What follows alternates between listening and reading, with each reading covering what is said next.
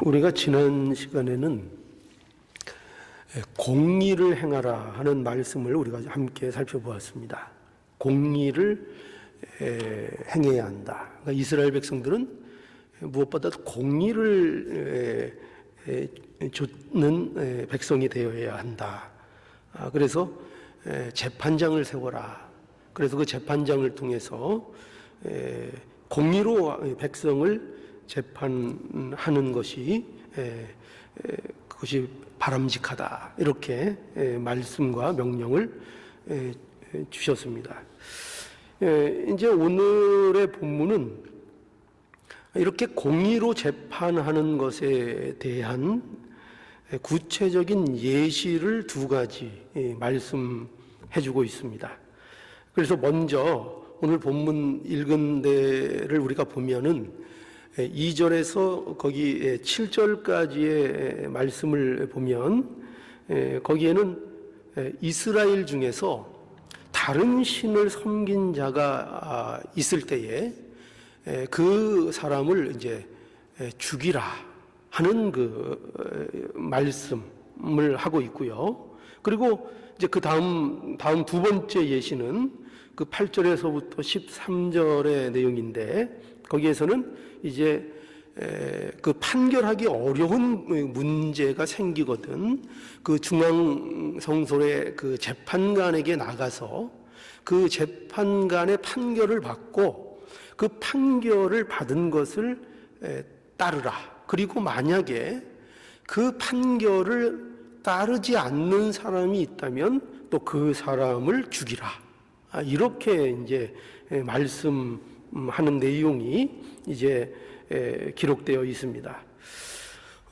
이렇게 굉장히 또 여기도 무시무시하죠. 항상 이 죽이라는 말이 이렇게 많이 나옵니다. 죽이라 하는데, 그러니까 이러한 명령들은 왜 이렇게 엄중하게 명령이 주어지고 있는가 하면은 이것은 이스라엘 공동체, 신앙 공동체잖아요. 그 이스라엘 공동체에 무엇이 필요한가 하는 것을 가르쳐 주는 겁니다. 이 공동체 안에 무엇보다도 이스라엘 백성들에게 필요한 게 뭐냐 하면 그것이 바로 순결이다 하는 겁니다. 순결. 그러니까 다른 거로 말하자면 거룩함. 우리가 이제 거룩함에 대해서는 여러 번 강조했죠. 그게 이제 다른 말씀으로 하면은 순결해야 한다. 그러니까 이스라엘 백성들은 순결해야 하고 거룩해야 하고 순전해야 한다는 겁니다. 그것이 보존되는 일이 이게 중요하다 하는 겁니다. 그래서 오늘 이 본문에 보면은 여기 너희 중에 악을 제하라 이런 말씀이 반복됩니다. 그래서 그 첫 번째 예시의 말씀에서도 7절을 보면은 거기 마지막에 보면은 너는 이와 같이 하여 너희 중에 악을 제할지니라 이렇게 되어 있죠. 악을 제할지니라. 이와 같이 하여. 이와 같이 한다는 것은 이와 같이 법을 순종해서 그 우상을 섬기는 자가 있으면 죽이라 하는 겁니다. 죽이라. 근데 그 죽이는 일에 있어서 이와 같이 하여. 그러니까 단순히 죽이는 것으로 만족되는 것이 아니라 그 죽이는 데 있어서는 합당한 절차가 있어야 하고 그 일을 제대로 절차를 밟아서 이 일을 실행하는 것으로 인해서 이와 같이 뭐를 하라고요? 악을 제하라. 그러니까 중요한 그 포인트는 뭐냐면 악을 제하라 하는 것입니다. 악을 제하라.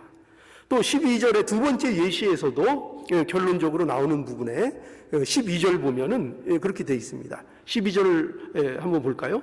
사람이 만일 천자의하고 내 하나님 여호와 앞에 서서 섬기는 제사장이나 재판장을 듣지 아니하거든, 그렇죠?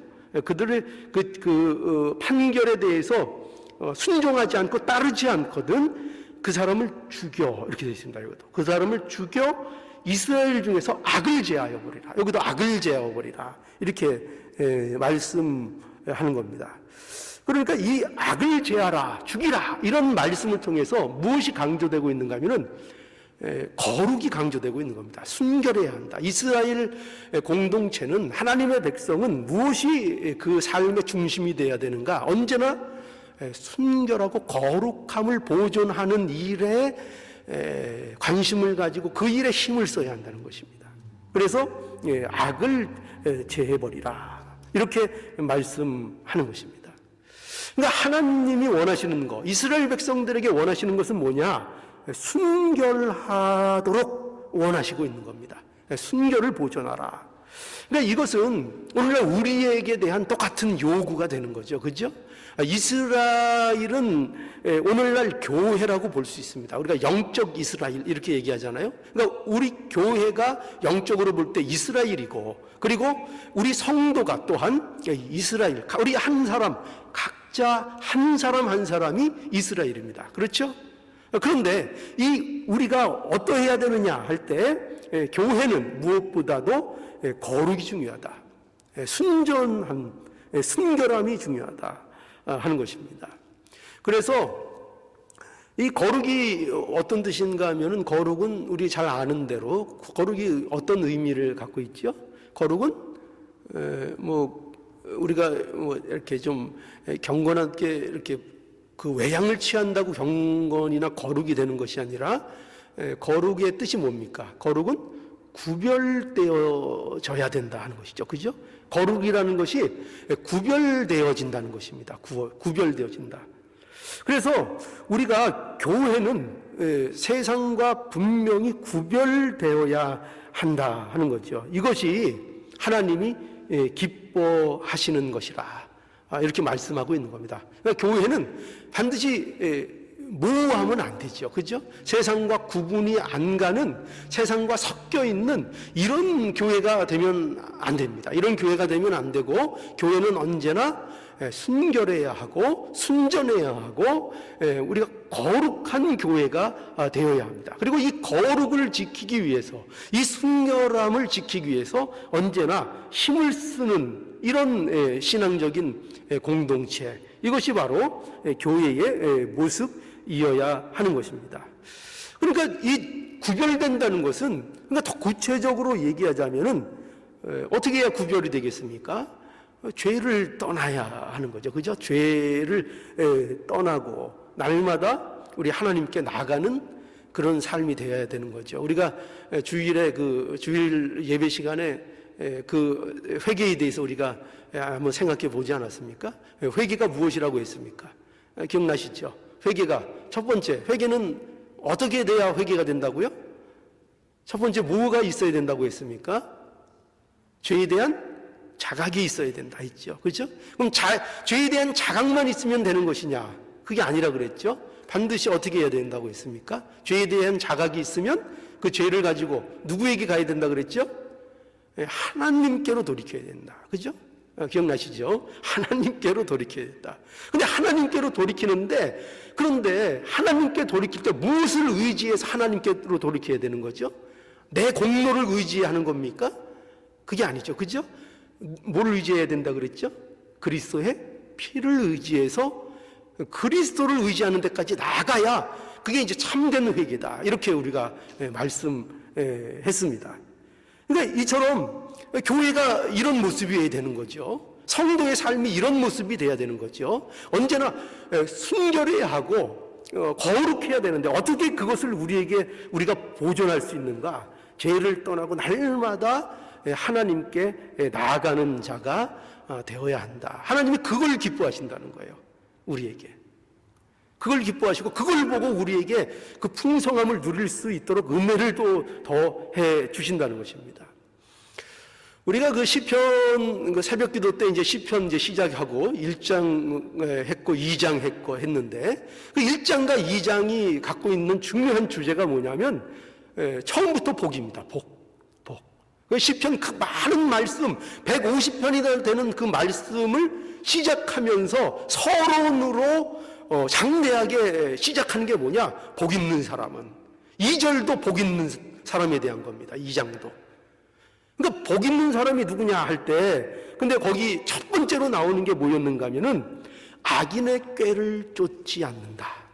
그죠? 여러분 기억할 수 있죠? 악인의 꾀를 쫓지 않는 게 복 있는 사람이고, 죄인의 길에 서지 않는 게 이 복 있는 사람이고, 오만한 자의 자리에 앉지 않는 게, 이게 뭐라고요? 이게 복 있는 사람이라, 이렇게 말했습니다.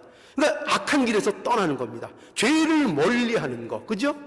그 경건과 순결을 유지하는 거, 그것을 위해서 애쓰고 죄를 떠나고 죄의 자리를 어떻게 해서든지 죄의 자리로 가지 않으려고 애쓰고 힘쓰는 그런 자가 복 있는 자이죠. 그러니까 하나님이 원하시는 것은 뭐냐? 우리에게 그런 삶이 되라는 겁니다. 그런 자. 그것을 하나님이 기뻐한다. 그게 이스라엘에게 원했던 하나님의 명령의 의도고, 또 오늘날 우리에게 말씀을 주시는 중요한 목적입니다. 이것이 교회의 모습입니다. 이게 교회의 모습입니다. 순결함. 교회는 어떤 기관보다도, 그죠? 어떤 공동체보다도 어떻게 해야 돼요? 순결해야 하는 것입니다. 순결해야. 이것이 교회의 바른 모습입니다. 그런데 이렇게 순결함을 유지하는 일에 있어서 중요한 그 방법으로 제시되는 게 있습니다. 그게 뭐냐면, 오늘 본문에서는 그것을 뭐라고 말씀하고 있는가 하면은 공정하게 해야 된다, 이렇게 얘기합니다. 공정하게. 그러니까 우리가 지난 시간에 공의롭게 재판하라 할 때 그 말씀처럼 공의로운 성도가 돼야 된다. 공의로운 이스라엘 나라가 돼야 된다. 이렇게 이제 말씀해서 공정하게, 공의롭게 이 순결한 이 일을 이루어 가야 된다. 이렇게 이제 말씀하고 있는 겁니다. 그래서 오늘 본문 2절에서 7절을 이제 보면, 먼저 여기에 아까 말씀드린 대로 이스라엘 중에 다른 신을 섬긴 자에 대한 재판을 어떻게 해야 하는가에 대한 그 예시를 이제 말씀함으로, 이제 공정한 재판이 어떻게 이루어져야 되는가를 이제 말씀해 주십니다. 그런데 여기 보면 이스라엘 중에 하나님 외에 다른 신을 섬긴 자가 있다고 이제 고소가 있으면 그 사실의 여부를 알아보고 그 일이 확실하면 어떻게 하느냐? 그 일을 행한 남자나 여자나 내 성문으로 끌어내어서 돌로 쳐 죽이라. 이렇게 이제 그 2절부터 보면은 5절까지 기록되어 있습니다. 그런데 여기 보면은 뭐를 우리가 주의 깊게 봐야 되는가 하면은, 이렇게 돌로 쳐 죽이는데 무조건 혐의가 있다고 해서 죽이는 것이 아니라는 것입니다. 무조건 죽이면 안 됩니다. 반드시 그 일에 대한 누가 있어야 되죠? 공정한 재판을 하려면 뭐가 있어야 되죠? 반드시 증인이 있어야 되는 거죠. 그죠? 그래서 그 일에 대한 증인이 있어야 한다는 것입니다. 그런데 증인도 한 사람이 있을 때는 죽이면 안 되고, 죽이는 일에는 반드시 2-3 사람의 증거가 있을 때 죽이라, 이렇게 말씀합니다. 6절에 보면 그렇게 말씀합니다. 그리고 또 이런 자를 죽일 때에는 또 어떻게 그 절차가 되어 있는가 하면은, 먼저 증인이 돌을 들어서 먼저 쳐야 됩니다. 증인이. 그리고 그 증인이 친 다음에 이제 백성들도 손을 대서 그들에게 돌을 던지게 되어 있습니다. 그러니까 이스라엘 중에 죽임을 당할 만한 죄를 지었다 해도 그냥 막무가내로 죽이는 것이 아닙니다. 그렇게 막무가내로 죽이는 것이 아니고 절차에 따라 해야 하는 것입니다. 그래서 여기 보면은 너는 이와 같이 하여 너희 중에 악을 제하라, 이렇게 돼 있죠. 너희는 이와 같이 하여, 이와 같이라는 게 뭡니까? 이렇게 절차를 다 밟아서 그 절차에 따라서 그 조건이 충족되면은 죽일 수 있다는 겁니다. 그러니까 누구의 고소가 있다면 2-3 사람의 다른 증언이 있어야 하고, 그 증언이 있어서 이제 칠 때에도 누가 친다고요? 증인이 먼저 돌을 들어서 치고, 그 다음에 백성들이 따라서 돌을 치는 것입니다. 그러니까 이런 절차들은 전부 다 무엇을 위해서 이런 절차가 있는 겁니까? 공정함을 위해서 이런 절차가 있는 것입니다. 그러니까 교회는 공의를 이루어 나가야 되는데, 그렇죠? 교회라는 것은 순결을 이루는 곳이 돼야 되고 순결한 곳이 되어야 되는데, 그것을 이루는 일에 있어서 우리가 관과해서는 안 되는 게 뭐냐 하면은 그 일을 공정하고 공의롭게 그 일을 처리해야 된다는 것입니다. 그래서 무엇이 없도록 해야 돼요? 억울한 사람이 없게 해야 된다는 것입니다. 그러니까 억울하게 죽는 사람이 없어야 한다는 거죠. 그러니까 공정한 재판을 필요로 하는 것, 여러분 보세요. 왜 재판이 필요한 것입니까? 우리는 재판을 이렇게 생각하기 쉬워요. 누구를 처벌하기 위한 목적으로 재판을 한다고 생각하기가 쉽습니다. 그런데 사실은 여기서 하나님께서 어떤 공정한 재판, 재판관을 두게 하시고 공정한 재판의 절차를 갖도록 하시는 것은, 이게 왜 그런가 하면은 하나님께서 요구하시는 재판은 처벌이 목적이 우선이 아니고, 처벌을 목적하는 것이 우선이 아니고 억울한 처벌이 없게 하는 것이 우선이라는 것을 보여주고 있는 것입니다. 그러니까 억울한 재판을 받으면 안 되는 것입니다. 그러니 절차가 공정하게 이루어져야 한다는 것이죠. 그래서 우리가 공의를 이룬다고 하면 우리는 쉽게 어떤 식으로만 생각하기 좋은가 하면 형벌, 처벌이 우선 우리의 머리에 떠오르게 되어 있습니다. 그런데 이거죠. 그래서 여기 표현대로 강력하게 얘기하면 죽이라 이거죠. 죽이라고 했으니 죽이자. 잘못한 것에 대해서 죽이자 하는 것이 먼저 나오게 될 것입니다. 그런데 잘못하던 이 문제에 있어서 무조건 죽이자 하는 것은 이것이 목적이 아니라는 거죠. 목적이 아니고 뭐냐면은 그 억울한 처벌을 받지 않도록 이렇게 절차를 두고 있다 하는 것입니다. 그러니까 이거 무조건 죽이자. 이것은 이제 위험한 것입니다. 그렇죠? 위험한 것입니다. 그래서 이스라엘은 악을 제하는 일에 있어서 반드시 악을 제해야 하는 것이 맞지만 그 일에 있어서 그 공의를 행하고 그 일로 인해서 어떤 억울하고 잘못된 판단이 생기지 않도록 반드시 그 일에는 몹시 신중함을 가져야 한다 하는 것을 이제 말씀하고 있는 것입니다. 그래서 이스라엘 백성 중에 누구를 죽이는 것이 중요한 것이 아니고 이스라엘의 공동체의 유익과 순결을 보존하는 것이 이 목적이다 하는 것을 언제나 잊지 않아야 된다는 것입니다. 그러니까 그 공동체의 유익이 되는가, 그 공동체의 순결을 유지하고 보존하는 것에 도움이 되는가에 초점이 맞춰져 있는 것이지 무조건 죽이자로 목적이 되면 안 된다는 것입니다.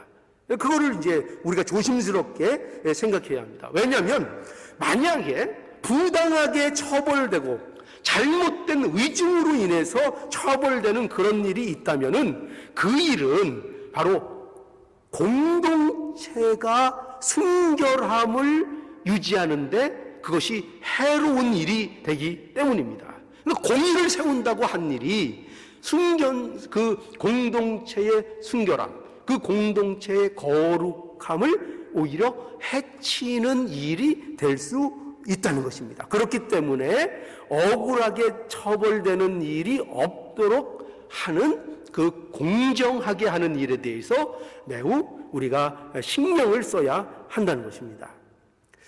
그래서 여러분, 잘못된 판결로 사람을 죽이게 되면 그것에 대한 책임을 누가 져야 되는가? 그 증인과 그리고 그 일에 함께 동참한 공동체가 그 영향을 받는다는 것을 기억을 해야 한다는 것입니다. 그래서 보세요. 누가 먼저 돌을 던지라 그랬죠? 증인이. 그죠? 증인이. 그 죄인이라고 증인했죠. 그러면 그 증인이 자기가 증인한 거에 대해서 책임을 져야 되는 겁니다. 그 책임을 진다는 각오로 뭐를 던지는 거예요? 맨 먼저 돌을 던지는 겁니다. 그러면 그 돌을 던진 것을 시점으로 해서 이제 모든 백성들도 전부 다 돌을 하나 둘 던지기 시작해서 돌무덤을 이뤄서 돌 이제 맞아서 죽는 거죠. 머리 맞고 뭐 가슴 맞고 뭐 돌 맞아서 뭐 사지가 부러지기 시작하고 피나고 엎어져서 그 위에 돌이 점점점 쌓여서 죽는 겁니다. 그렇게 비참하게 아주 가혹하게 처벌해서 죽인 그 결과에 대해서 누가 그걸 책임을 갖는다고요? 그 증인을 쓴 그 사람, 그리고 그걸 따라서 같이 동참해서 돌을 던진 그 사람들. 그러니까 그 일에 그게 그저 뭐 그 군중 심리에서 던질 일이 아닌 것입니다. 그렇죠? 던질 일이 아닌 것입니다. 그냥 위증으로 던질 일이 아닌 것입니다. 나의 어떤 유익을 위해서 돌을 위증을 해서 그런 어려움 속에 놓일 일이 아닌 것입니다. 그러니까 이렇게 엄격하다 하는 것을 말씀하고 있는 것입니다. 그래서 이러한 판결과 이러한 결정이 공동체에 미치는 영향에서 자유로울 수 없으니까 증인이 되는 일에 위증을 하거나 평준된 증언을 하는 일이 있으면 안 된다는 것을 이제 분명하게 하고 있는 것입니다. 그래서 공정하게 하나님의 백성 성도는 그래서 공정해야 합니다. 그죠? 공정하게 위증을 해서도 안 되고 거짓 증거로 이웃을 해치는 이 일을 하게 되면 그것에 대한 하나님의 심판이 있을 수 있습니다. 그러니 조심해야 합니다. 조심해야 합니다. 거짓 증인 성도에게 옳지 않습니다. 자, 그리고 이제 두 번째 예시를 보죠. 두 번째 예시를 보면 이제 8절에서 13절까지의 내용인데요. 여기 보면은 이 내용은 성중에서 판결하기 어려운 일이 생기거든 이제 중앙에 있는 재판장에게 나가서 이제 재판을 받고 그 재판장의 판결대로 행해야 한다 하는 것입니다. 그런데 만일 이 재판장의 판결을 따르지 않는 자가 있다면 그를 죽이라 이렇게 이제 명하는 그런 내용입니다. 오늘 본문 12절에 이렇게 보면은 다시 한번 볼까요? 12절 보면 사람이 만일 천자이하고 내 하나님 여호와 앞에 서서 섬기는 제사장이나 재판장을 듣지 아니하거든 그 사람을 죽여 이렇게 말씀하고 있습니다. 여기에서 이 천자이라는 말이 여기 등장을 하죠. 이 천자이라는 말은 이게 무슨 뜻인가 하면은 제 멋대로 한다는 뜻입니다. 제 멋대로. 그러니까 모대로 따르지 않고요. 판결대로 따르지 않고 제 마음대로 막 나가는 것을 얘기합니다.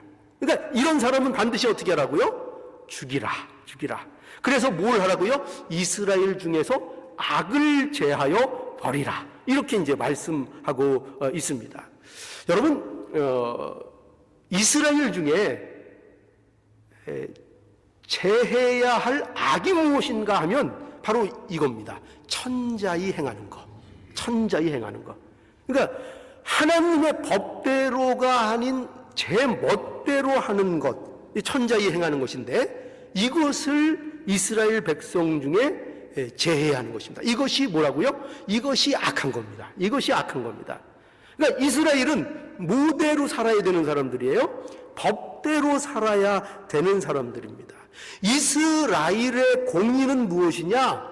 법대로 하는 것이 이스라엘의 공의입니다. 그러니까 공정은 정해진 규칙대로 하는 것이 공정한 겁니다. 그러니까 법이 있으면 그 법대로 따르는 것이 공정한 것이고 공의인 것입니다. 이것이 이스라엘 공동체가 사는 방식인 것입니다. 그렇죠? 하나님의 백성들이 사는 방식이 뭐냐? 법대로 살아야 하는 겁니다. 그러니까 오늘날 교회가 성도, 우리가 교회고 우리가 각자가 성도 아닙니까? 그런데 우리는 오늘날 교회나 성도가 사는 방식이 무엇이냐? 무엇이 되어야 되느냐? 법대로 사는 것이 되어야 한다는 것입니다. 하나님이 주신 법, 하나님이 주신 규칙, 하나님이 세우신 질서, 그거대로 사는 것이 성도의 사는 방식이라 말씀하고 있는 겁니다. 하나님의 말씀으로 정한 것이 아닌 다른 방법으로 살지 않는다는 것입니다. 다른 방법은 필요 없습니다. 오직 뭐만이 합당한 것이냐? 성도들에게는 하나님이 하나님의 말씀대로 정하신 것 외에는 다른 방식으로는 따라가지 않겠다, 다른 방식으로는 살지 않겠다 하는 것이, 그것이 이스라엘 백성들의 삶의 방식입니다. 그리고 오늘날 우리의 삶의 방식이 그러해야 됩니다. 우리는 하나님이 정하신 말씀 외에는 우리에게 어떤 기준도 없고, 우리는 그 말씀을 따라 사는, 법대로 사는 그 방식을 따라가는 자들입니다.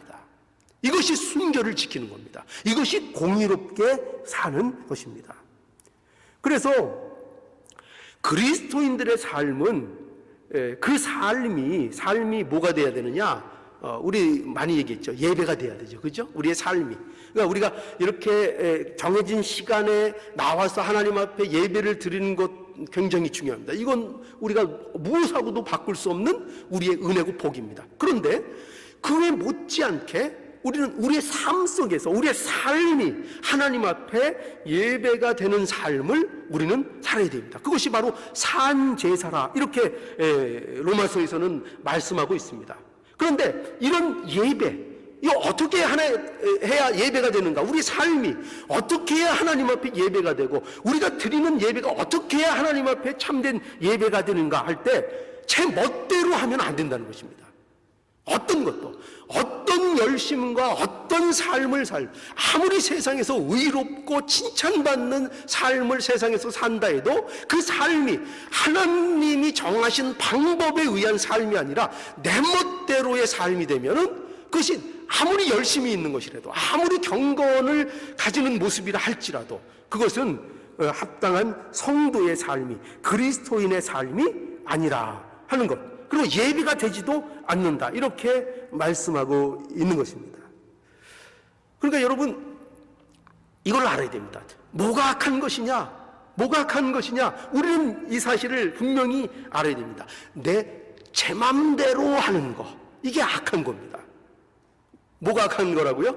제 맘대로 하고 싶은 대로 하는 것, 말씀을 따르지 않고 자기 소신 가지고 사는 거, 내 고집 가고 사는 거, 내가 선하게 살겠다는 거, 여러분 이 부분에서도 조심해야 됩니다. 우리는, 세상은 무조건 선하면 된다고 합니다. 그러나 성경은 그렇게 얘기 안 합니다. 선한 게 중요한 것이 아니라 하나님 말씀대로, 하나님의 법대로 사는가 하는 것이 중요한 것입니다. 그래서 여러분, 선하게 사는데 죄를 질 수 있다는 것을 명심하십시오. 세상적인 윤리적이고 도덕적으로 사는데 그것이 오히려 그것이 죄가 될 수 있다는 그 사실에 우리는 놀라야 합니다. 뭐가 없으면요, 하나님 법대로 따라가는 일이 없으면, 그 하나님의 법 안에 거하지 않으면 내가 선하게 열심히 사는데 그것이 악한 것이라고 판단받을 수 있다는 것입니다. 그래서 우리가 경건도 뭐냐 하면, 경건은 어떤 게 경건이냐? 우리 성도들에게 있어서 경건은 말씀을 가지고 그 말씀을 따라가는 것이 경건입니다. 말씀을 따라가고, 말씀이 가라는 데까지 가고, 말씀이 멈추라면 멈추고, 말씀이 너희는 그렇게 가면 안 된다, 돌아서라 하면 돌아서고, 그저 말씀이 우리에게 요구하는 대로, 하나님의 말씀이 우리에게 역사하는 대로, 그 말씀, 법대로, 규칙대로, 하나님이 세우신 질서대로 그것을 따라가고 그것에 순종하는 것이 성경에서 말하는 성도의 경건입니다. 그게 거룩이고, 그것이 순전하고, 그것이 순결한 것입니다. 우리는 이 사실을 분명히 알아야 합니다. 그래서 세상에서 제일 악한 게 뭐냐? 제일 나쁜 사람이 누구예요? 제일 나쁜 사람 누구예요? 예수 안 믿는 사람. 예수 안 믿는 사람. 세상에 제일 악독한 사람, 제일 악한 사람 누구냐? 예수 안 믿는 사람. 예수 안 믿는 사람. 그리고 하나님의 주신 말씀을 따르지 않고 제멋대로 그래서 사는 사람 다 이 악한 겁니다. 제멋대로 사는 것, 이것이 악한 것입니다. 그래서 우리가 어떻게 우리에게 주신 이 삶에서 신앙 공동체로서 순교를 보존하며 살아갈 수 있는가? 말씀 안에서, 그죠? 하나님이 주신 법대로 우리가 말씀 안에서 우리가 이 경건을 또 이 순전을 보존하며 우리가 살아갈 수 있다 하는 것입니다. 그것을 우리에게 요구하고 계십니다.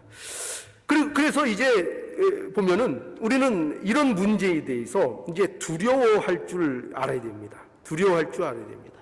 그러니까 성도는 두려움이, 우리가 두려움이 없어야 된다 이렇게 얘기하는데, 물론 무엇에 대한 두려움이 없어야 되겠죠?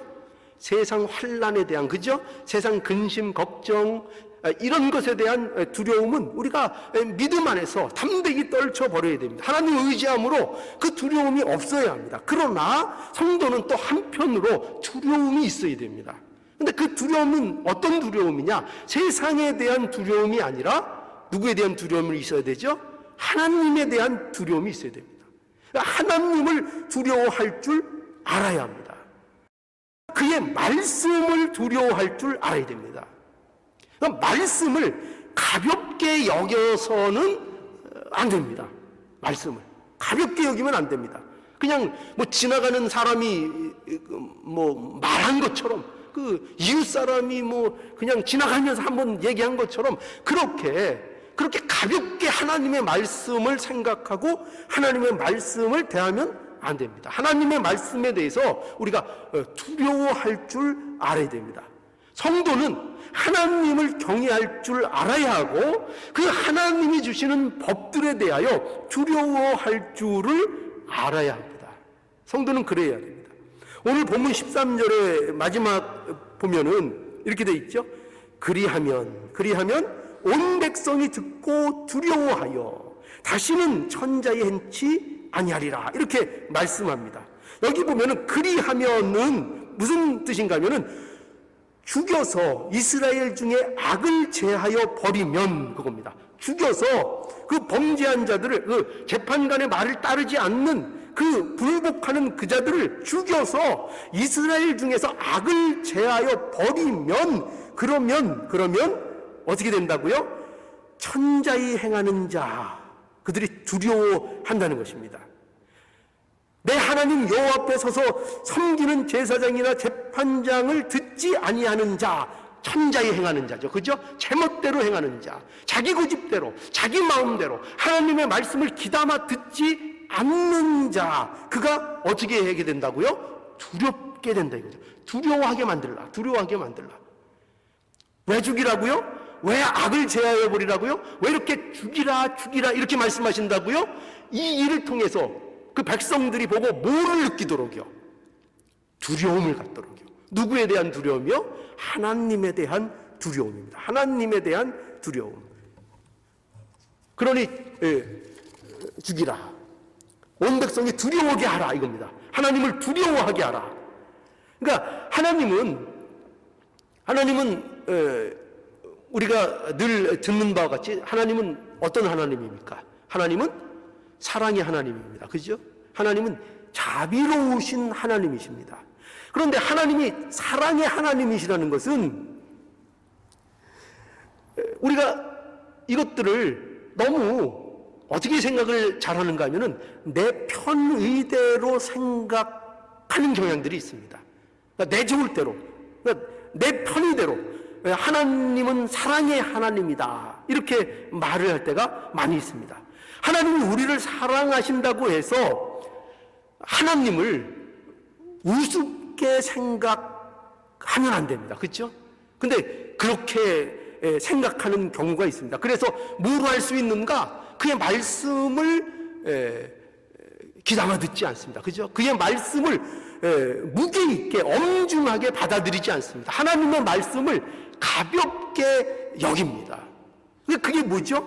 그것이 하나님은 사랑의 하나님이니까 하면서 하나님을 두려워할 줄 모르는 그런 모습이 될 수 있다는 것입니다. 그건 합당치 않습니다. 그러니까 여러분 보세요. 아버지가 자녀를 사랑하지만 그렇다고 해서 자녀가 그 아버지의 사랑을 빌미로 해서 아버지를 우습게 아는 그것은 얼마나 미련한 것입니까? 그죠? 그래서 아버지를 아주 막 업신여기고 깔보고 아버지가 하는 말씀에 대해서 그걸 귀담아 듣지 않고 무시하고 아버지가 뭘 알아 이렇게, 그죠? 요새 젊은 사람들 그런 얘기 많이 하죠. 아버지를 무시하죠. 그런데 그게 아버지를 사랑하니까, 아버지가 나를 너무 사랑하니까 그렇게도 해도 된다는 뜻이 아닙니다. 그런 뜻이 아닙니다.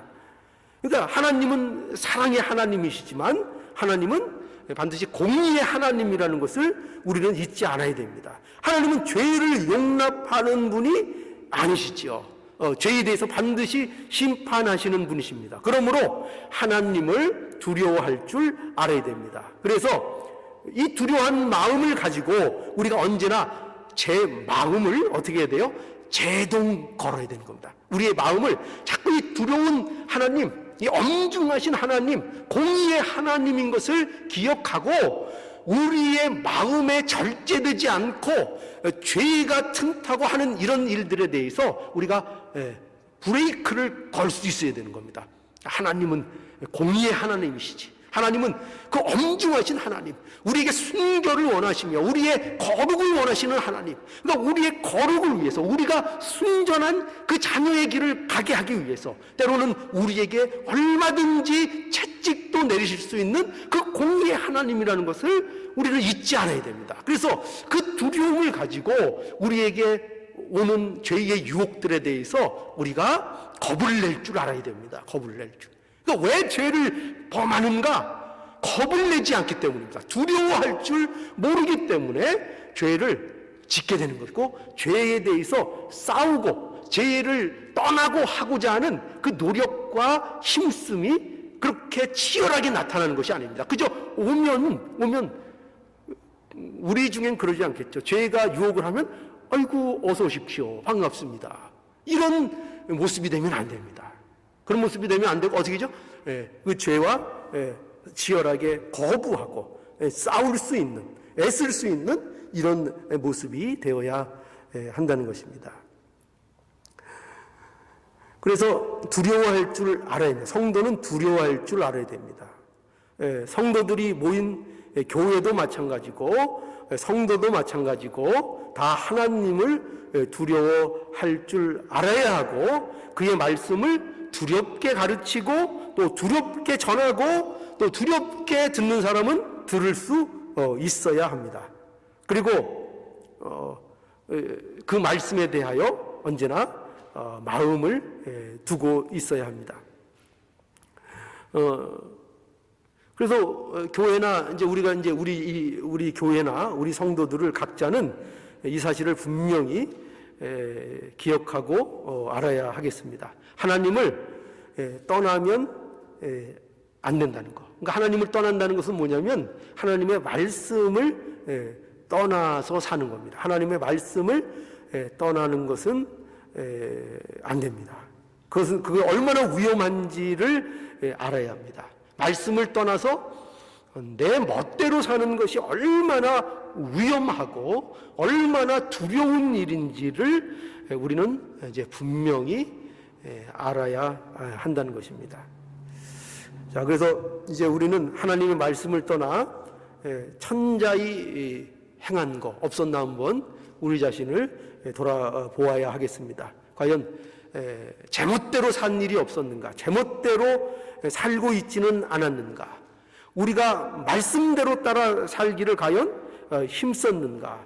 우리가 구원을 받은 자라면 또 예수 그리스도를 믿는 성도라면 우리는 하나님의 법을 또 우리의 삶 속에서 이 법을 따라 사는 것이 복이고 이것이 마땅한 것인지를 분명히 아셔서 결코 우리는 제멋대로 사는 이 일에 있어서 언제나 주의하고 언제나 하나님 말씀, 하나님의 주신 규칙, 질서, 하나님이 우리에게 주셔서 이제 예수 그리스도 안에서 이 말씀들을 우리가 바로 알고 또 순종할 수 있는 이 놀라운 은혜와 복을 주셨으니 우리가 예수 그리스도를 의지함으로 우리에게 주신 말씀을 바로 깨닫고 그 말씀이 요구하시는 내용들을 우리의 삶 속에서 순종하고 따름으로 우리의 삶이 풍성해지고 담대해지는 이 놀라운 역사가 있기를 간절히 바랍니다.